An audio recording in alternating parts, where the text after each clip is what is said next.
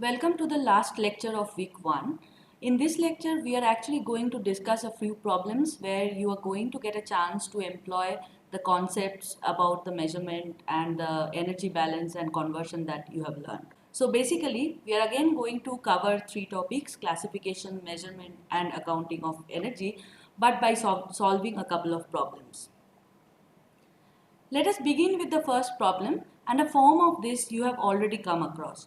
So you can remember when we were discussing about the measurement of energy, we started with a problem and I actually asked you to jot down what are the different forms of energy that you use in your everyday life and whether you can aggregate that or not. Now that we have come across and we already understood that what are the different ways to measure energy and how you can actually convert one energy to different types of energy in one unit, we are going to solve this problem with the help of that. So the problem statement is like this. Suppose there is a household which uses 200 units of electricity, 15 liter of petrol and 14 kg of LPG per month. The question is, what is the total energy consumption of this particular household? Before we jump onto the solution of this problem, let me make you a few things clear. So when you get the electricity bill at the end of the month, you can see that it's written that the units consumed is 100 or the units consumed is 200 and so on. So what does this unit mean? One unit is actually equivalent to 1 kilowatt hour. That is how the electricity bill comes. So this is one of the observations you can make from the next time onward when you get the electricity bill.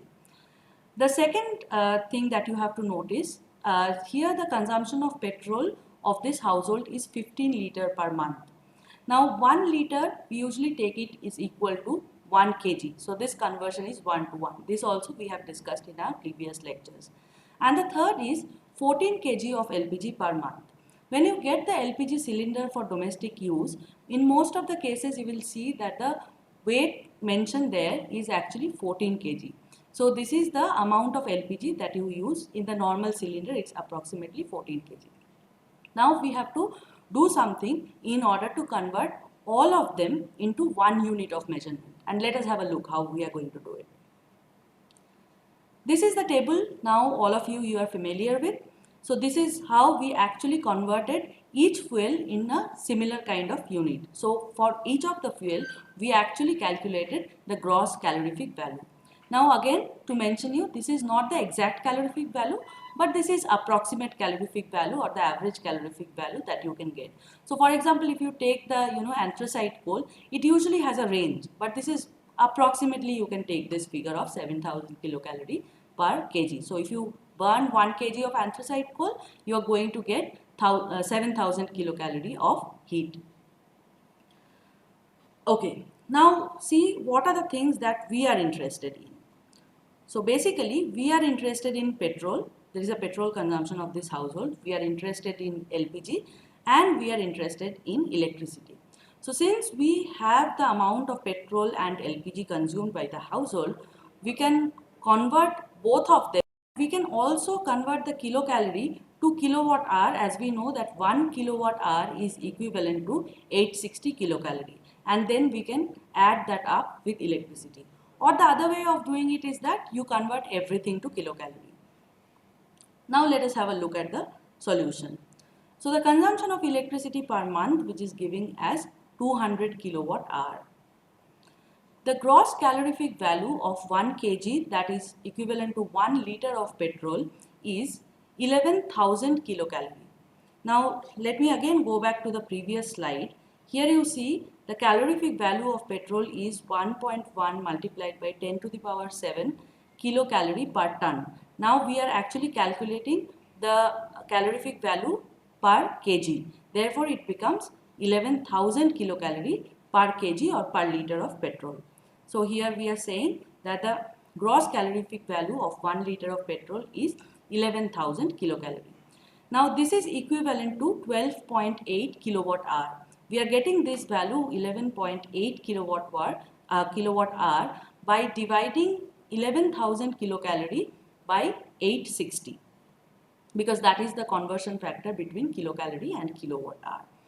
So the petrol consumption, which is equal to 15 liter, is actually equivalent to 15 multiplied by 12.8 kilowatt hour, that is 192 kilowatt hour.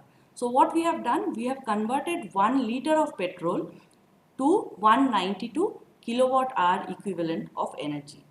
Similarly, if you take LPG, then you see that the gross calorific value of 1 kg of LPG is 12,000 kilocalorie. In the previous slide, you may also go back and check that the conversion factor was given as 1.2 multiplied by 10 to the power 7 kilocalorie per ton. So this gives us 12,000 kilocalorie per kg. So this is equivalent to 13.95 kilowatt hour. Again, we are getting this value 13.95 as we divide 12,000 by 860. Since the total consumption of LPG is actually 14 kg, therefore we are multiplying 13.95 by 14 to get the total consumption of LPG, which is equivalent to 195 kilowatt hour.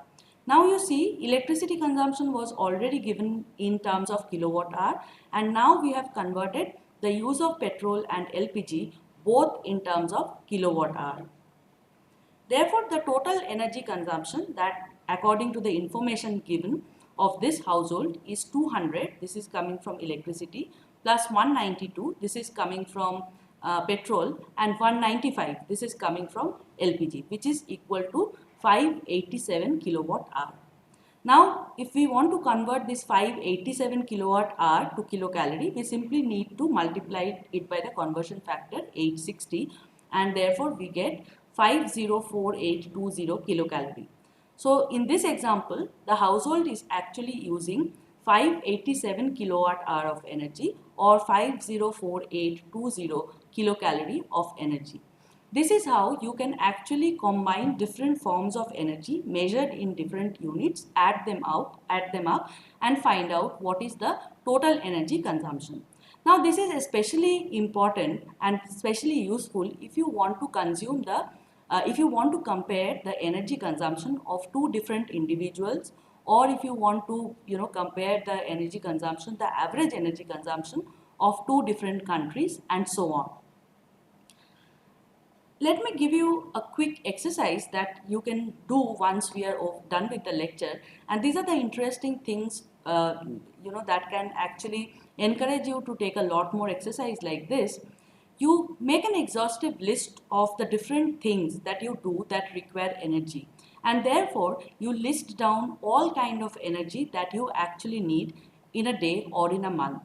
So here, as you have seen that we are talking about electricity, petrol and LPG gas, you may think of other forms of energy that you are using in your day-to-day life other than these three types of energy. Make a list and try to convert everything in one unit and see what is your total energy consumption per month. And then you can do very interesting exercises, for example, to see what proportion comes from in the form of electricity, what proportion comes in the form of LPG and so on. Once we do this, let us move to the second problem. This problem is also known to you. This is something we again had discussed when we were talking about the measurement of energy, but this is more specific. This is a more specific example that we are going to deal with. So it goes like this. Suppose an American consumes 1 gallon of petrol for automobile per day. A British also consumes 1 gallon of petrol for automobile per day, whereas an Indian consumes 0.05 liter. And the question is, can you really compare the consumption of petrol for automobile by an American, a British and an Indian individual? So let us try to convert everything to liter. So we know that 1 US gallon is equal to 3.785 liter. So we know now that an American consumes 3.785 liter of petrol per day. If we think about the British, although the information tells you that the British also consumes 1 gallon of petrol, now the UK gallon is different from the US gallon, and this again we had discussed while discussing the measurement, and UK gallon is a little more than US gallon. This is equivalent to 4.546 liter. So essentially, although both the American and the British is said to consume 1 gallon, we can assume that since they are consuming in two different countries, for the American the measurement is in terms of US gallon, whereas the measurement for the British is in terms of UK gallon. So the British actually consumes 4.546 liter, whereas the American consumes 3.785 liter. Now you can compare these two figures with what an average Indian consumes, which is 0.05 liter. And this is actually the real figure for Indian individuals. So what you can see is that the British consumes the highest, the Indian consumes the lowest, and the difference is huge between the consumption of petrol for automobile for these different countries.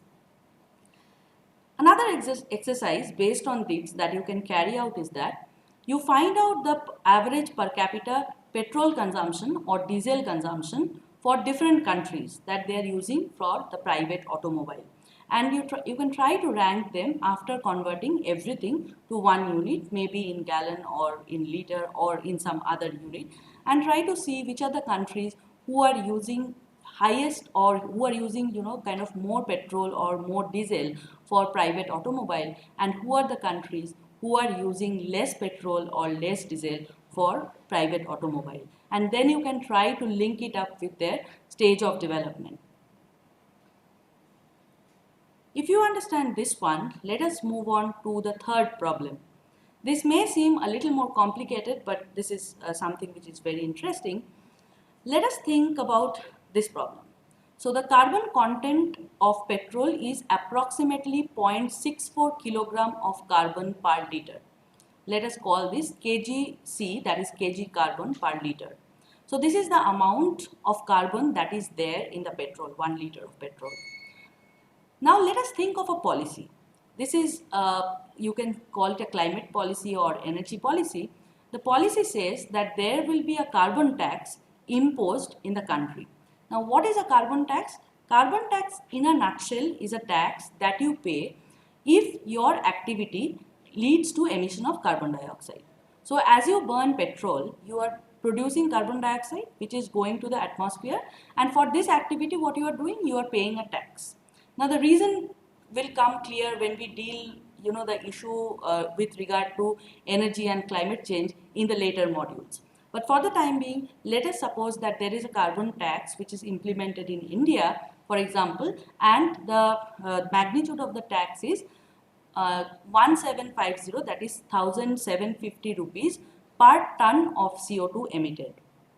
So notice here the carbon content is given in terms of kilogram of carbon, whereas the carbon tax is mentioned in terms of rupees per ton of carbon dioxide. So one is in terms of carbon, whereas the other is in terms of carbon dioxide. Now the question is, what will be the additional amount of money that a consumer of petrol has to pay per liter of petrol once this tax is imposed? Definitely this is going to increase the price of the petrol. In order to solve this problem, you need one more very important piece of information, which is the molecular weights of carbon dioxide as compared to carbon. So the molecular weights of carbon dioxide and carbon are approximately 42 and 12 grams per mole respectively. And this information you will see how we are going to use it. So if you don't understand the technical part of this, in the nutshell what we can say is that if in a mole, there are 12 grams of carbon and there are 44 grams of carbon dioxide. So if the carbon content is 12 gram, then that will lead to 44 gram emission of carbon dioxide if there is complete combustion. However, take this into consideration that the complete combustion actually doesn't take place, but this is a rough estimate that we can always use to carry out this kind of back of the envelope calculations. So let us see what is going to be the price that the consumer has to pay if this kind of a carbon tax is imposed. So the carbon content of the petrol, as we have said, 0.64 kg of carbon per liter. This implies that the CO2 content of petrol per liter is 0.64 multiplied by 44 divided by 12 kg, which is equal to 2.3467 kg per liter. So this information actually tells you if you use 1 liter of petrol, you are likely to emit 2.3467 kg of carbon dioxide. You are likely to emit it. You may emit a different amount depending on the type of combustion, but this is what we are assuming approximately. The next information that we have, that the carbon tax per ton of CO2 is rupees 1750. So if you emit 1 ton of CO2, then you have to pay 1750 rupees. Here you are actually emitting 2.3467 kg. So what will be the cost that you have to pay? So the carbon tax per kg of CO2 will be 1750 divided by 1000, because 1 ton is equal to 1000 kg. Therefore, when you use 1 liter of petrol, as a result you emit 2.3467 kg of carbon dioxide, you have to pay 4.11 rupees. So the additional price that you have to pay because of the imposition of carbon tax for 1 liter of petrol is 4.11. So this is the additional amount that the consumer has to pay. Now, the carbon tax is actually a very, very interesting phenomena. One can tell you that, see, when you are imposing a carbon tax, essentially there is a burden on the consumer. So there is a lot of debate around this issue. Now the question is why the carbon tax is implemented. The carbon tax is basically implemented because you are emitting something, you are emitting a bad commodity for which you are not making any payment. Again, as I have said, we'll discuss this in the later module. But this leads us to some very important and interesting questions, that whether the carbon tax should be paid by the the user of the petrol or the person who is selling the petrol. It can also lead to a very interesting question that whether it should go to the government and what will government do with this money. So it all depends with respect. It all actually depends on the policies that the government is going to adopt with regard to carbon tax. I would like you to encourage to read a little more about carbon tax, what is carbon tax, how it is formulated and so on. And then I would like you to ask another corollary question about, do you think that if the carbon tax is imposed in a country on petrol, will there be a shift, or will there be a shift of travelers from the private transport to the public transport? Think about it a bit and try to come up with the answer. There is no yes or no answer to it. You can take various assumptions and formulate your scenarios. So these three problems, they more or less actually covered the concept of measurement and conversion. The next problem that we are going to deal with is mainly related to the energy balance table that we have discussed in the previous lecture. This is the fourth problem.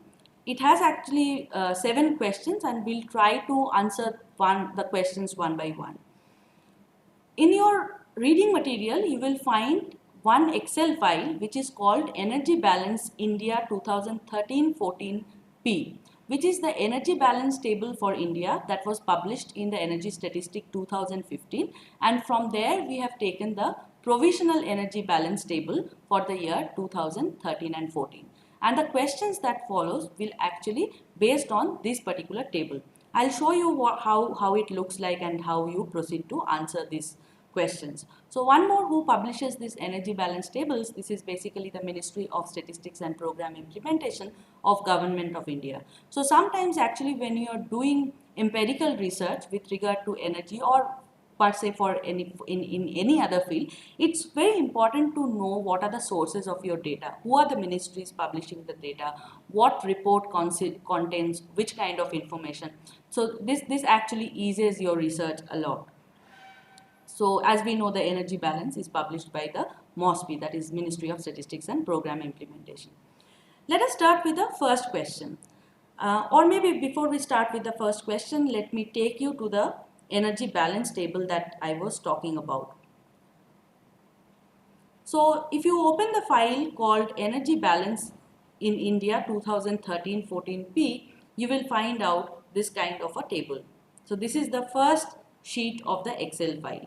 This is now quite familiar to you. You will see that in the row in the column you actually, in the first column you find different sectors which consists of, you must be remembering it, the supply, transformation and demand of energy, and different columns actually represent different forms of energy. So the pink part is the supply block. This brown row tells you what is the total primary energy supply. Then you have transfer column, you don't, in the row of transfer there is no entry. You have some statistical difference. The green block tells you that this is the conversion where the primary energy is being converted to the secondary energy. And the blue part that you see here, this is basically the demand for energy.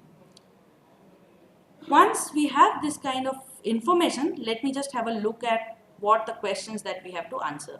So the first question is there an increase in coal stock maintained in India in the year 2013-14 as compared to the previous year?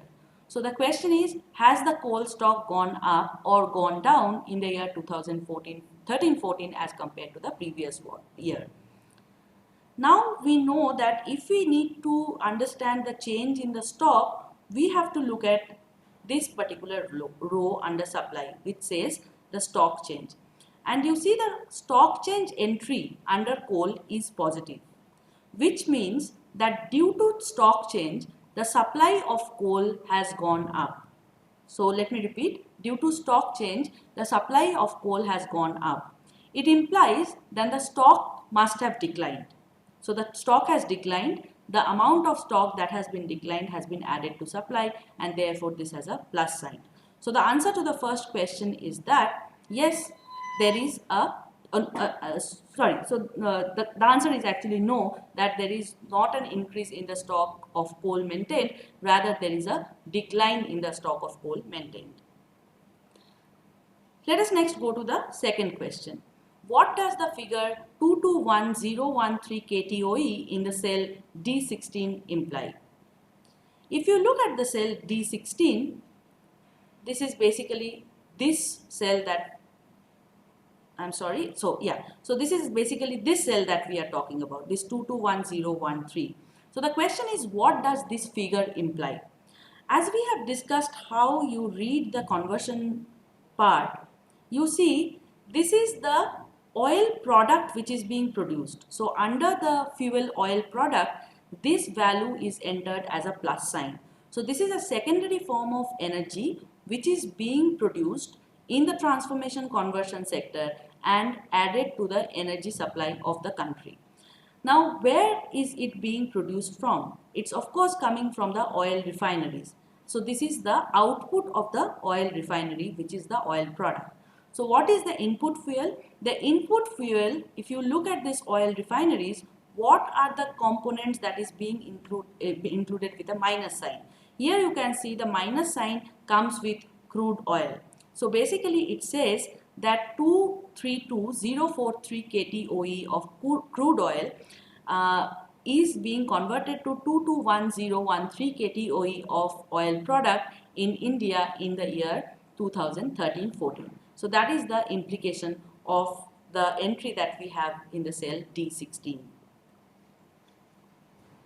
Coming to the third question, what is the direct coal consumption of the residential sector? Notice we are talking about the direct coal consumption, not the indirect coal consumption. So again, a quick recap, direct coal consumption means the use of coal directly, not in a converted form. So when the household is actually using the electricity, then also it is probably using a part of coal, but not directly, but in an indirectly form. This coal is being converted to electricity, and then this electricity is being used by the household. So now the question is, what is the direct consumption of coal? So maybe let me just see if we can fix this freeze. That will be easier for us.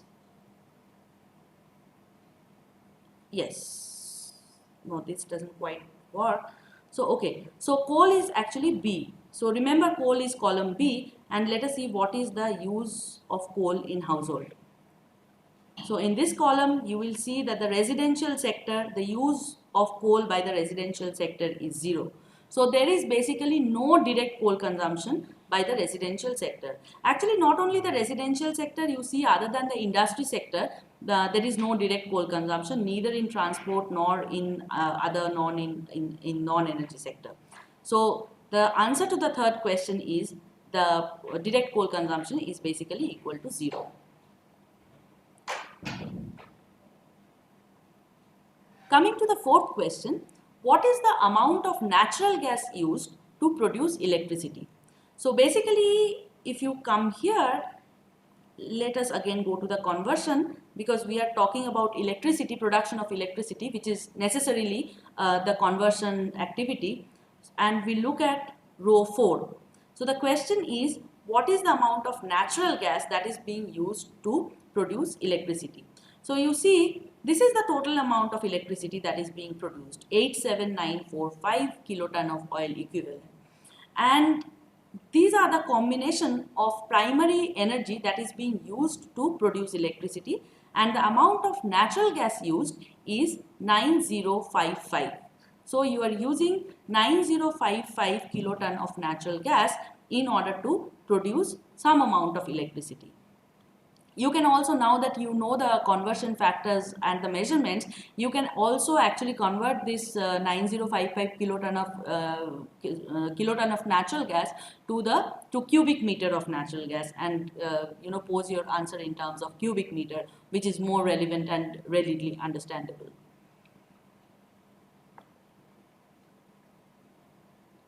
Okay, the question itself is there. Can you convert the figure in billion cubic meter? So this is actually a question. You can do it.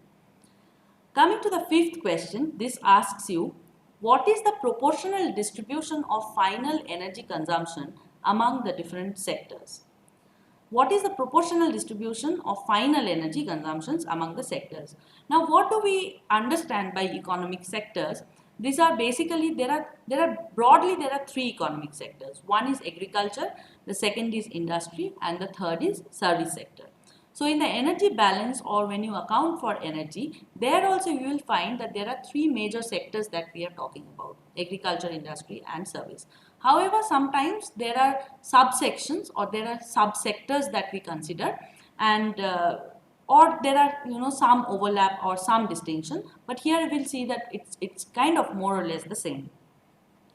Let us again have a quick look at the demand side, because we are talking about the consumption. Now if you look at the demand side, you see this darkest blue row represents the final consumption. Below that you have industry, you have transport, and you have other, and then you have non-energy use. So by now you know the definition of all of them. So if you are asked to tell what is the composition of the energy demand by different sectors, you have to compare the energy demand by the industry sector with transport sector with other sectors, and you can also take into consideration the different subsectors that they are talking about. Let us see how we can answer this question. We have derived from this table a smaller table where we have taken the sectors like this: agriculture, forestry, industry. So from other we have actually taken transport, residential, and residual, and there is the total.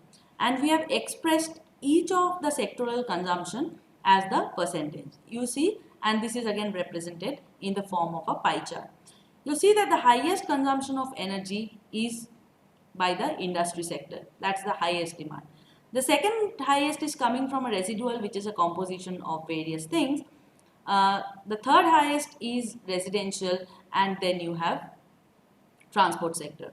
Now notice one thing that you have to notice: this is the energy consumption, this is the total energy consumption, and this does not include the primary energy consumed by the electricity sector. If you separate that out, you will see that there is a very high energy consumption, primary energy consumption, by the power supply sector, but this is not separately accounted for here. Whatever power is being produced, this is again kind of used by any of these sectors.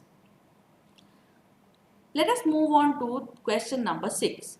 So the question 5 was with regard to the composition of demand, and now we are moving on to the composition of supply. And it says what is the mix of primary energy supply in the country. So what are the different fuel that is actually forming the energy supply pool with respect to the primary energy in the country. For that, you have to again move away from the demand part and you have to focus on the first sector, that is the supply sector. So this row number 10 is telling you what is your total primary energy supply, and then you have to actually calculate what proportion is coming from coal, what proportion is coming from crude oil. Oil product is a little tricky because it has a minus sign, and we'll see how we deal with this. What proportion is coming from natural gas and what proportion is coming from electricity. Now remember one thing, this is the mix in the primary energy supply, and this electricity is essentially the primary form of electricity. We are not talking about total primary plus secondary energy supply. Then we have to do a little, we have to do some other manipulation here. So coming here, these are the figures. This is the total primary energy supply, the row that we just had highlighted there. And we are trying to see the percentage of supply. So if you click on this cell, what you get? You basically get this 3,82,355 as a percentage of 6,45,276, which gives you approximately almost 60%. So you can see in your total primary energy supply pool, almost 60% is actually coming from the coal. 35 or almost, so see 36% is coming from crude oil, 1.534% is coming from natural gas, similarly a little more than 1% is coming from nuclear, and 1.7 to 1.8% is coming from hydro. You can actually ignore the other electricity because this figure is very small. Similar to your demand, sectoral demand, the distribution of different fuel with respect to primary energy can again be represented with the help of a pie chart. Here there is one thing to observe. You see that this zero is actually representing this particular other electricity, which is very, very small. So it might have some 0.000 something, some positive value, but not in 1 or 2 decimal place. So what are the key things that we can observe when we plot this composition of primary energy supply in India in the year 2013-14? You can clearly see that in the primary energy sources, there is a huge dominance of coal. And this is one of the criticisms that India often face, that it's highly coal dependent and coal causes a lot of emission in carbon dioxide. However, from the part of India, the argument goes like this: because we have indigenous coal, that kind of enhances our energy security. Energy security is again another topic that we will be discussing in some future module. So this is one of the areas of debate. Should we use coal, which is domestically available, or should we shift to some other less emitting fuel which may not be domestically available, or what kind of emphasis should be there on renewable? So these are the current sort of discourse that we are facing at this point. After coal, you see the next reliance is basically on crude oil. So almost 36% is being of the primary energy supply. This is coming from crude oil, and rest of them are quite small in figure. But crude oil, you will see in probably as we talk about the next question, the source of crude oil is actually not domestic. A lot of it is actually imported from other countries.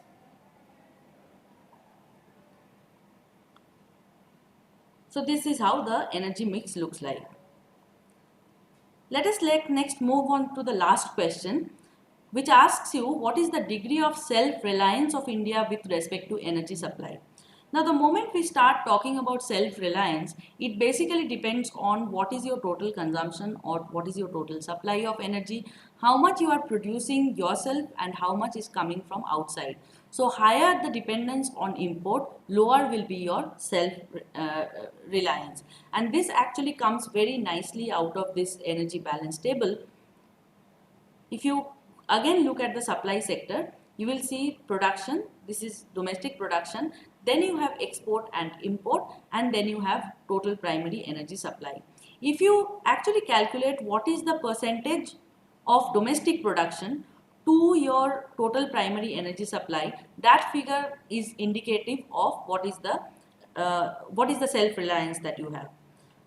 So if you look at this figure, you see, if you calculate the self-reliance for each individual fuel, you see that the production of coal in India in the year 2013-14 was 2,70,342 kiloton of oil equivalent, whereas the total energy supply, primary energy supply, was 382,355 kiloton of oil equivalent. So 70%, more than 70% of coal that India is actually that is there in the primary energy supply of India, more than 70% more than 70% is actually domestically produced. It's only approximately 30% that India imports. But this 30% is, again, to say, it's not a very low proportion to import, because India has a lot of coal, but the quality of coal is such that often India has to import. If you look at the figure for crude oil, that's actually very, very different. The scenario is very different from what you see for coal. So in case of coal, you saw that only 30% is being imported. Here you see more than 80% is being imported by India. So only a little above 16%, or you can say only 17% of crude oil in the primary energy supply is actually domestically produced in India, and rest of it is actually imported. So you see that the self-reliance with respect to crude oil is very, very low with respect to India. Third, if you look at natural gas, in natural gas also the self-reliance is only little over 31%, and rest of it India has to import. So India started emphasizing on natural gas, but the domestic supply has become really limited because the lack of discovery and lack of extraction. So you can see that other than coal, for crude oil and natural gas, the self-reliance in India is very, very low. So for these fuel, India really need to rely on other countries. If you take all these three fuel, coal, crude oil and natural gas together, you will see that the self-reliance is 50%. So out of the total primary energy supply, 50% of the energy is actually domestically produced by India, whereas the rest of the 50% is imported. But one line of caution when you are talking about this self-reliance, we are essentially not talking about the export or import explicitly. So one idea could be you can modify these numbers by taking into consideration the export and import, because it might also be the case that you are producing a lot, you are importing less, you are importing a lot, but at the same time you are exporting a lot. So although you rely on other countries to import certain kind of fuel, you also supply a lot of fuel in the global market. So that kind of balances the situation. So one point of caution is that when you are actually analyzing these numbers, it's good to come up with some qualitative analysis of the geopolitics, especially when you are talking about energy security and self-reliance. So we will go back to the previous question, because one point that we left there, we said that we will discuss why oil product was not included in the previous analysis. And here also you see, when we are talking about the primary energy supply, we are not talking about oil product. Although if you look at the energy balance table, you see that there is some import and some export of oil product in India, and there is some entry here. So this is basically an entry with negative, which means India exports more oil product as compared to what India imports. But this oil product is not included here because it comes with a negative sign, which makes the whole thing cumbersome. If you come to question number 6, here also you see we have included crude oil, but we have not included oil product in the primary energy supply because it was coming with a negative sign, which may create confusion. The other thing is that this, although this is being included in the primary energy supply, this is basically coming through export and import. So this is not coming through the domestic production. So you only get the figures for import and export, but you don't get any figure for domestic production. Any figure for domestic production for oil product will actually go to the conversion sector. So in a way, this is easier and this is logical if you drop the oil product when you are talking about the mix of primary energy supply. This is where we actually stop, And this is the end of the first week. I hope you enjoyed first week, and I look forward to see you with some new topics in the next week. Thank you.